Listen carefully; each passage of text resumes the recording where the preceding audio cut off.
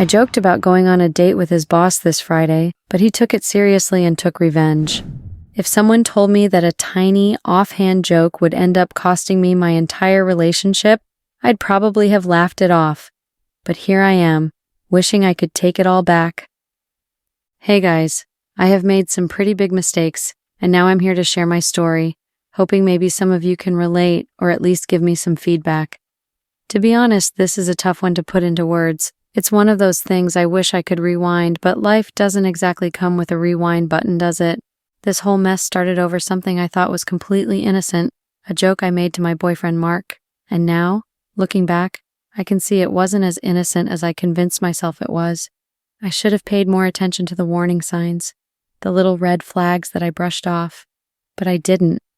I didn't take it seriously, and I definitely didn't think Mark would either. Now, I'm stuck here, dealing with the fallout, feeling like I threw everything away over a joke that wasn't even funny. So, here's a little backstory for you guys. My name's Claire, and I'm 31. I've been with Mark for about 5 years now. Well, I was with him. He's 32, and we met through a mutual friend back when I was still in my 20s and thought I had life figured out. It was one of those classic girl meets guy at a party moments.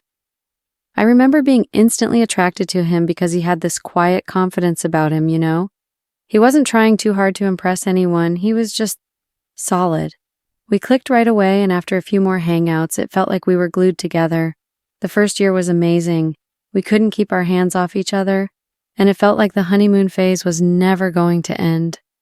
We'd spend weekends exploring new places, binge-watching shows, trying out new restaurants. It felt like life was one big adventure. But, like with most relationships, things eventually leveled out. The excitement faded a bit, and our relationship settled into a steady, comfortable routine. Don't get me wrong, it wasn't bad, it was actually nice, but it wasn't like it was before. Mark started focusing more on his career, which I understood. He's got this strong work ethic, and he takes his job seriously. He's one of those people who can't stand letting others down, so he'd often put in extra hours, even on weekends, just to stay on top of things. He's dependable, like that someone you can trust to always be there, even if it's not in the most romantic way. I suppose I could tell you a few things about myself now. It might seem like I'm smiling all the time, and I do consider myself as a very sociable, extroverted individual. Of course, some may deem this too friendly, heck if we're being picky, overly friendly. I have a habit of flirting without even noticing that I'm doing so. Hey, I'm not even aware of it most of the time. It is who I am, and it should not hurt anyone.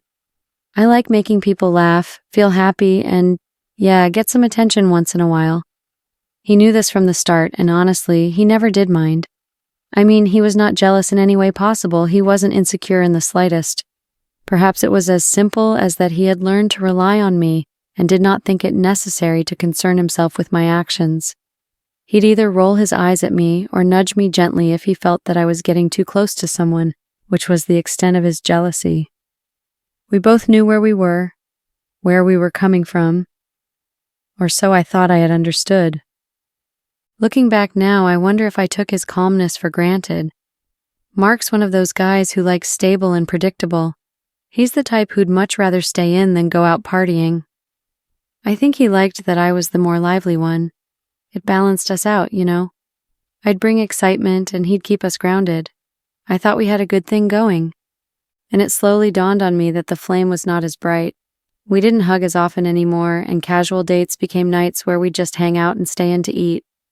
There's always that point in a relationship where you become so used, so familiar with your partner that you relax and stop trying so hard. And possibly I felt a little insignificant. Am I wrong? It sounds rather evil, but that is the way it is, at least for me. I began needing that feeling again of being perceived, valued, and to be quite frank with you, I would tease just to feel that attention dearth I imagined I suffered from. Mark didn't pick up on it, or maybe he did and just didn't say anything. He's not the type to start arguments or make a fuss.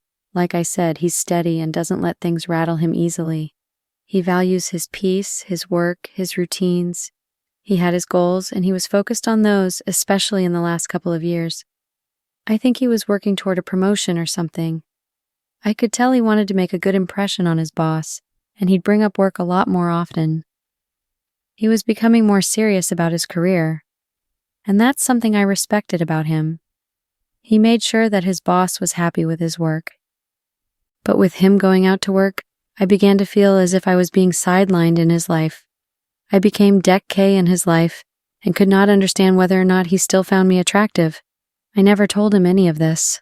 I thought that it was just a phase that we are going through and that things calm down on their own.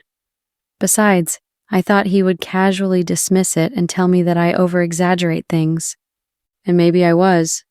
But that's where everything started to shift. I didn't see it coming, and I didn't think one little joke could change our whole relationship. But here we are. So this is where things get a little messy. I'd heard about Mark's boss a few times before I actually met him. Mark talked about him here and there, sometimes with respect, sometimes with, caution. His name was Ian, and he was in his early 40s. The way Mark described him, Ian sounded like one of those people who just lit up a room without even trying. Confident, charismatic, always saying the right thing. The kind of guy you couldn't help but notice. Mark always made it clear that he had to stay on Ian's good side. It wasn't that Ian was a bad person, but Mark knew Ian was the type to have high standards and expect a lot from the people working for him. Mark would come home sometimes and tell me how hard he'd worked on a project, just for Ian to ask for a few more improvements. It was like he respected Ian, but was also wary of him. Like he knew that one mistake could make or break his standing at work. I could tell it stressed him out, but he wanted to make a good impression. Anyways, the first time I got to see Ian in real life was when he was working for a company's team building event. Mark did not wish to go there. He is not an outgoing person, but Ian had extended everyone an invite, so Mark had no option other than to accept. I followed along because it was likely to be a fun night out, and because it was an opportunity to meet the man whose name was always on everybody's lips. I could call this experience of mine as a dream that came true, and yet I do not know why I feel that way. And, well, Ian was exactly like I'd imagined. Tall, a little gray in his hair, but in a way that just made him look even more distinguished. He had this easy, relaxed confidence that made everyone around him look up when he walked into the room. I noticed the way people gravitated toward him, like they were eager to impress him, and, okay, I'd be lying if I said I didn't feel a little intrigued by him too. When Mark introduced us, Ian smiled, shook my hand, and just held eye contact for a second longer than I'd expected. He complimented me on my dress, which, honestly, caught me a bit off guard. I wasn't used to people giving me that kind of attention lately, so I just kind of laughed and thanked him, brushing it off like it was nothing. But in the back of my mind, I couldn't deny that I felt a little thrill, like I hadn't felt in a long time. All night I would see him looking at me, and don't even get me wrong, I know this is incredibly typical. I am not trying to justify it here. I just feel like it was nice to be seen and valued for something other than being Mark's girlfriend. It was harmless, Frank, or at least that's what I was trying to convince myself all along. A glance or two, a word or two, did not matter. It may not be anything at all, right? But at one point in the evening, when Mark was off talking to a coworker, Ian came over to me and we chatted for a bit. He asked about what I did for work, told me a bit about the company, and made me laugh with a few funny stories about his early days in business. I don't know how he did it, but he just had this way of making me feel important, like I was the only person in the room. In my case, to be quite honest, I didn't even pay much attention to it at first. I wasn't aching for anyone, and he never touched me wrong, but I still had that curiosity, you know? And I wasn't used to it. Once in a while, when a knock causes me to lose my balance, I pray for the opportunity to be seen that way again. And for the smallest of instances, I became the different person I wanted to be. The jovial me that I probably lost touch with. Mark didn't seem to notice. He was busy with his colleagues, and by the end of the night, we just went home like it was any other evening. I didn't even mention Ian or how he'd been so attentive, so friendly. I didn't see the point. It was just harmless, right? I mean, Mark already had enough to deal with at work. I figured the last thing he'd need was me talking about how his boss was this charming, magnetic person. I thought it was over, that it was just a one-time thing, a little ego boost. But looking back now, I guess that was the first misstep. The first little spark that would eventually ignite something I couldn't control, and I had no idea what was waiting for me down the road. You can say that it was a big surprise for me. Therefore, one evening when Mark and I were just at home, we were on the couch just chit-chatting about work, other things, what we have planned for the weekend, and other normal stuff. Basically, I might have been in the mood to tease him or was just plain bored. That's why I said it. It was a joke. He was supposed to laugh it off. In fact, I had planned to follow it up with a punchline. For the life of me, I do not know what brought this on, but as if from thin air, I blurted out, "You know, I should go out with your boss this Friday. Somehow, he looks like he'd be a whole lot of entertaining." I expected Mark to just roll his eyes or laugh it off like he usually did when I was being silly. But he didn't. He just stared at me for a second, and I could see this flicker of something annoyance, maybe even hurt, across his face. He let out this short, humorless laugh and said, "Yeah, right." I laughed too, trying to keep it light like it was no big deal. "Oh, come on, you know I'm kidding," I told him. But the look he gave me, it wasn't one I'd seen before. It was this mix of disbelief and maybe a little anger. That look should have been my first clue that I'd crossed a line, but I was too wrapped up in my own little joke to think much of it. I figured he'd forget about it in a few minutes, but he didn't. That is why the rest of the evening seemed uncomfortable. He went silent, and when I attempted to start up a conversation with him, all he would say were dry responses. I knew something was wrong, but I never gave it much thought and carried on by assuming he was just stressed from work or had issues going through his mind. He never mentioned the joke again, and I didn't either. To me, it was just a means of having some fun and tossing the ball in the other court. But now I see that was the time when everything began to change in our relations. We had become closer to each other. Over the next few days, I noticed that he wasn't acting like himself. Usually we'd text each other during the day, just little updates or random things to make each other smile. But now, his messages were short, like he couldn't be bothered. He'd come home from work and barely talk to me, just mutter a few words and disappear into his office or turn on the TV. It was like he was there physically, but mentally he was somewhere else. I tried asking him if everything was okay, but he just shrugged it off. "I'm fine," he'd say, or "just work stuff." He wasn't the type to open up easily, so I didn't push it, but I couldn't shake the feeling that something was wrong. It was like this invisible wall had gone up between us, and no matter how hard I tried, I couldn't get past it. A few times I almost brought up the joke again, thinking maybe I should apologize or explain that I hadn't meant anything by it. But I kept stopping myself, thinking, come on, it was just a joke. He couldn't really be that bothered by it, right? I convinced myself that I was overthinking things and that he'd eventually snap out of it. In fact, it was like the distance between us was only growing. We used to spend weekends together, even if it was just running errands or grabbing coffee. Now he'd make excuses to be out on his own or hang back at work longer than usual. The more he pulled away, the more anxious I got. I'd find myself waiting by my phone for a text or hoping he'd come up to me and give me a hug or say something to let me know we were okay. But that never happened. And now, it seemed he was getting more and more distant, and I had no idea how to pull him back. I began to feel that possibly he had not regarded my joke in the same uncomplicated fashion that I had myself. Perhaps he read it in a way I never wanted to accept, even if I did not notice. At that point, I still had no idea that he was planning anything, that he'd even think about taking revenge. I thought he'd just need some time, that he'd get over it eventually. But looking back now, I can see that he was already pulling back, already calculating his next move, and I was completely oblivious, thinking it would all just blow over. A couple of weeks after that joke with Mark, we were invited to another work event. It was one of those fancy dinners where everyone dresses up, makes small talk, and pretends to care about work even outside of work hours. Mark wasn't thrilled about going, and honestly, neither was I.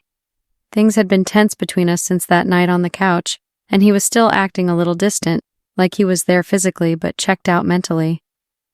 But when we arrived, I spotted Ian almost immediately. He was standing by the bar, laughing with a few coworkers, looking as charming as ever. It's like he just knew how to command a room without even trying. I caught his eye, and he waved, flashing that same friendly smile he'd had the first time we met.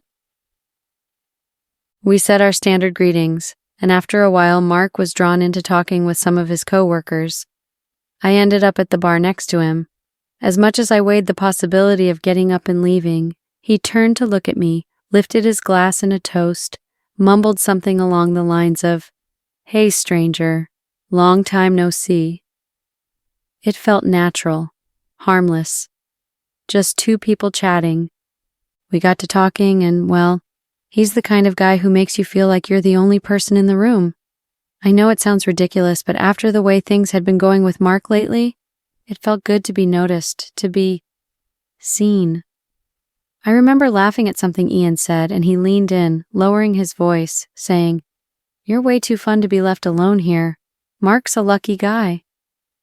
And maybe it was the way he said it, or maybe it was the wine I'd had by then, but I felt this rush. I knew it was risky, but I couldn't help myself. I let my guard down.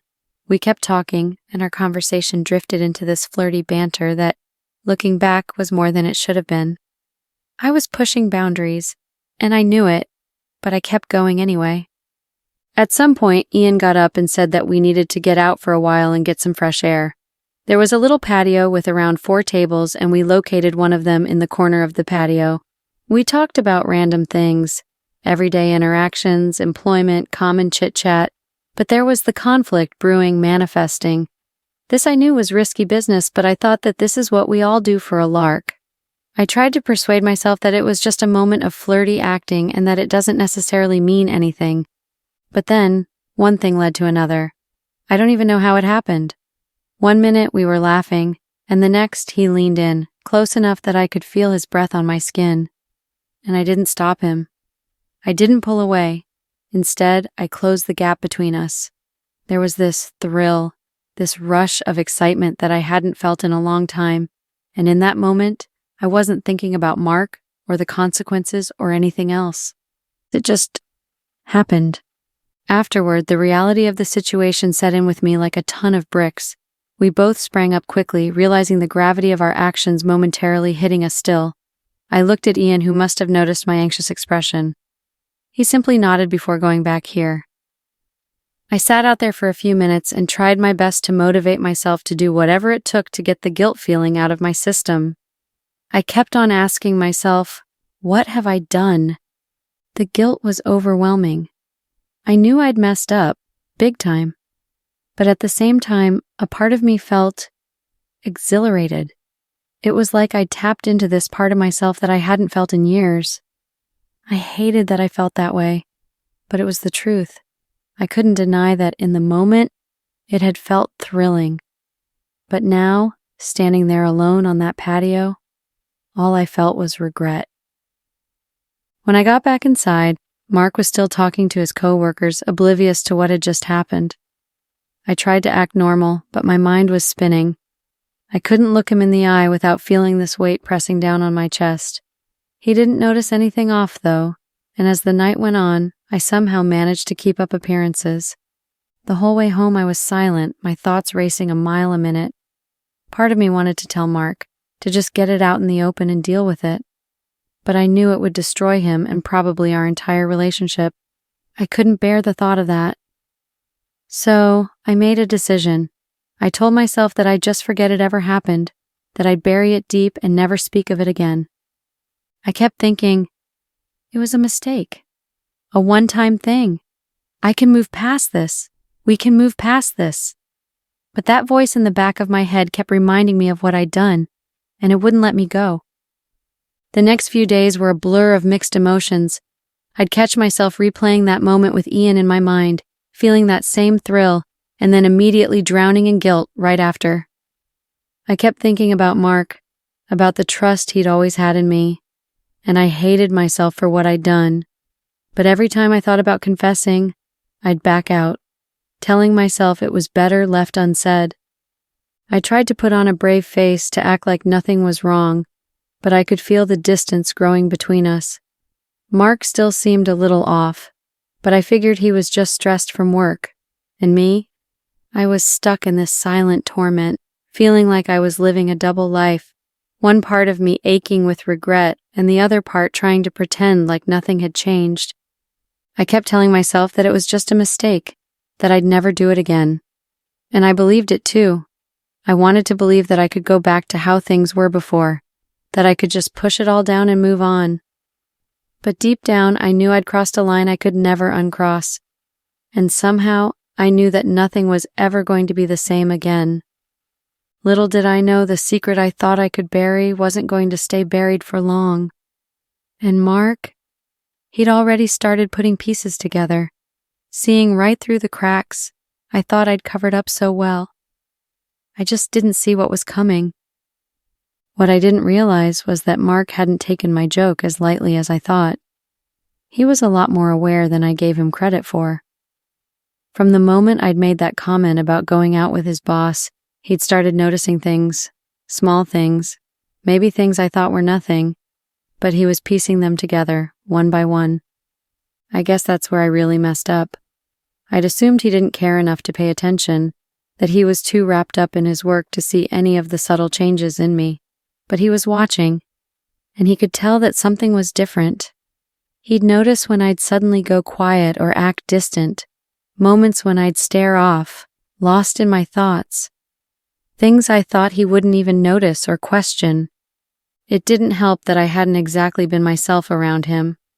I'd been so caught up in my own guilt and confusion that I'd pulled away without even realizing it. We stopped going out together, and he'd come home later and later.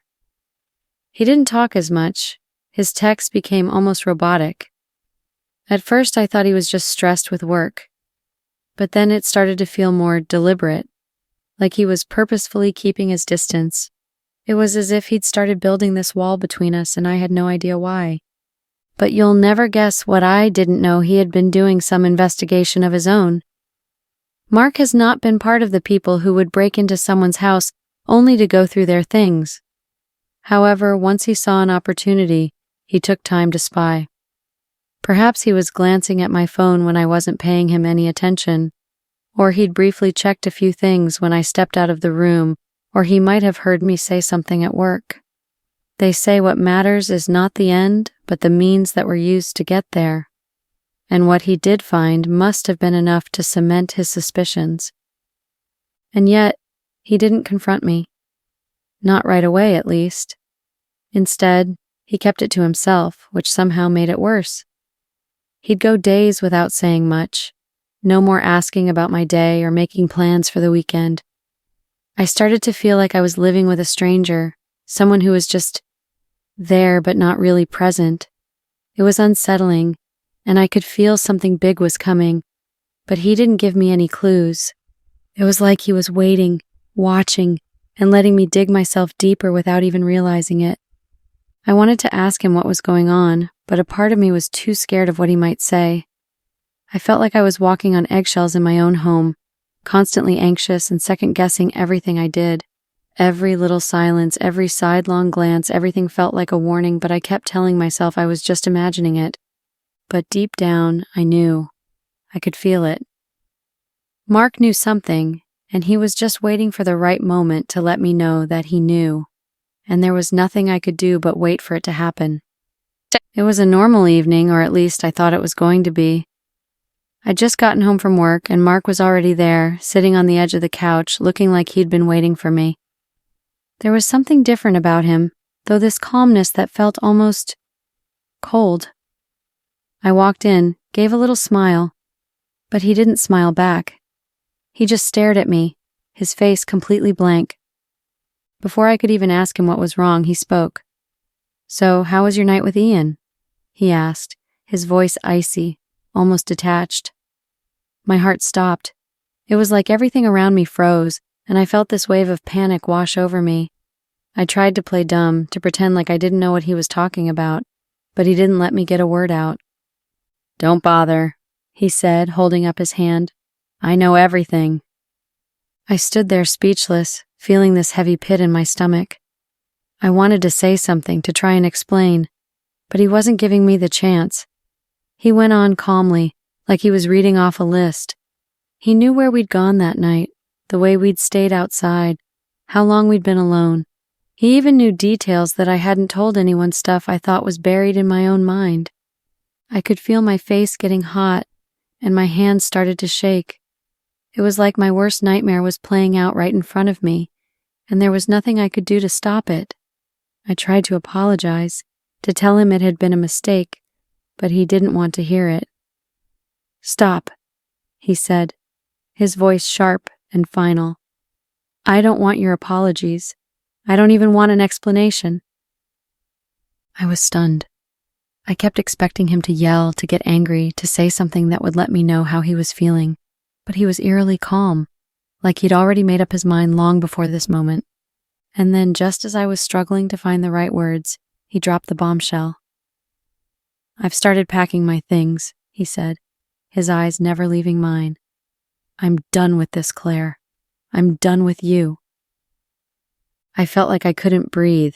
I wanted to scream, to beg him to stay, to tell him that we could work through this. But the way he was looking at me, it was like he didn't even know me anymore. Like I was just a stranger who had somehow wandered into his life and ruined everything. "You're leaving?" I managed to whisper, my voice barely holding together. "Yes," he replied almost coldly. "I don't want anything to do with you. I don't need someone who's going to joke about dating my boss and then actually go through with it." He shook his head, and there was this look of utter disappointment on his face. "You betrayed me, Claire. And I'm not going to stick around for someone who has that little respect for me." I tried one last time, reaching out, tears welling up in my eyes. "Mark, please. We can fix this. It was a mistake. I wasn't thinking, But he cut me off again. "No, Claire. I don't care why you did it. I don't care what you were thinking. I'm done." And that was it. He stood up, walked to the door, and turned back one last time. "I'll come by tomorrow to pick up the rest of my things. I don't want to see you, so just don't be here." His voice was so matter-of-fact, so emotionless, that it made everything hurt even more. He didn't yell, he didn't break down, he just left, like he was erasing me from his life. As the door closed behind him, I was left standing there completely alone, my heart shattered into a million pieces. It was like my whole world had come crashing down, and there was nothing I could do to put it back together. I wanted to hate him for being so cold, for walking out without a second thought, but I couldn't. I knew that he was right. I had betrayed him, and this was the price I had to pay. At that moment, I realized there was no going back. Mark was gone, and I was left to face the consequences of my own choices. It felt like I was drowning in regret, knowing that a single, stupid joke had spiraled into something that had cost me everything, and now all I had left was an empty house and a heart full of regret. In the weeks that followed, everything just fell apart. Mark completely cut me off. He blocked me on all social media, erased every trace of me from his life as if we'd never even been together. Any mutual friends we had, they all took his side, which honestly I can't blame them for. I don't know what he told them, but whatever it was enough to make them vanish from my life too. It felt like I'd lost everyone in one fell swoop. I'd hear things here and there, bits and pieces of what was happening from people who still knew both Mark and Ian. Apparently, word got around about Ian and me. Someone at work must have found out because I heard that Ian's boss had called him in for some sort of discussion. He kept his job, but let's just say his reputation took a hit. And his marriage? Well, that wasn't looking too great either. From what I gathered, his wife found out about what happened between us, and things got messy fast. I never heard the full details, but I know they're not in a good place. And as for me, I've been left to sit here with nothing but my own thoughts. I can't even put into words how much I regret everything. I look back now, and I can barely recognize myself. All of this chaos because of one stupid, careless joke. I thought it was innocent, harmless fun. I convinced myself it didn't mean anything. But in reality, it spiraled into something I couldn't control, something that ended up destroying everything I cared about. It's hard to explain, but Mark's revenge cutting me off, erasing me from his life, it hurt in ways I never expected. And the worst part is, deep down, I know I deserved it. He didn't yell, he didn't make a scene. He just left, with a kind of quiet finality that made me realize how badly I'd hurt him. He took his dignity with him, leaving me to face the wreckage I'd created. I've tried to move on, but every time I close my eyes, it's like I'm right back in that moment, seeing Mark's face, hearing the disappointment in his voice. I don't know if I'll ever fully get over it. The guilt is suffocating. It's a lesson I've learned the hard way, one I'll carry with me for the rest of my life. So, yeah, that's my story. One joke, one moment of weakness, and now I'm left to pick up the pieces alone. If there's one thing I've learned, it's that sometimes you can't take back the things you say or do. You can only live with the consequences. And that's what I'm doing, trying to live with what I did, and hoping somehow to find a way forward. Update. Hey everyone, I thought I'd post a little update since some people were asking if I ever reached out to Mark or if we talked again. The truth is, I did try reaching out, a few times actually. I sent him a couple of messages just trying to explain myself or at least apologize properly. But he never replied, not once. He's completely shut me out, and honestly I can't blame him. I think I already knew deep down that this was a door he was never going to open again. It's been a few weeks now, and I'm just here, trying to pick up the pieces of my life and make sense of how everything went so wrong so fast. I've spent a lot of time thinking, replaying moments over and over in my head, trying to understand what drove me to make such a stupid mistake. I can see now how careless I was, how I let my own insecurities cloud my judgment. And looking back, I wish I'd appreciate what I had before I lost it. I know that I lost someone irreplaceable. Mark was solid, dependable, the kind of person who doesn't come around often. I took that for granted. I thought our relationship could survive anything, even my own selfish mistakes. But I was wrong. If there's one thing I can say after all this, it's that trust and loyalty are everything. I didn't realize just how fragile they were until I shattered them. And now all I can do is live with that regret and try to be better. So, that's it. That's my story. I don't know what's next for me, but I'm just taking it day by day. And if there's anyone out there listening, I hope you can learn from my mistakes. Don't let pride or a moment of weakness ruin something real, because once it's gone, you can't get it back. Thanks for hearing me out.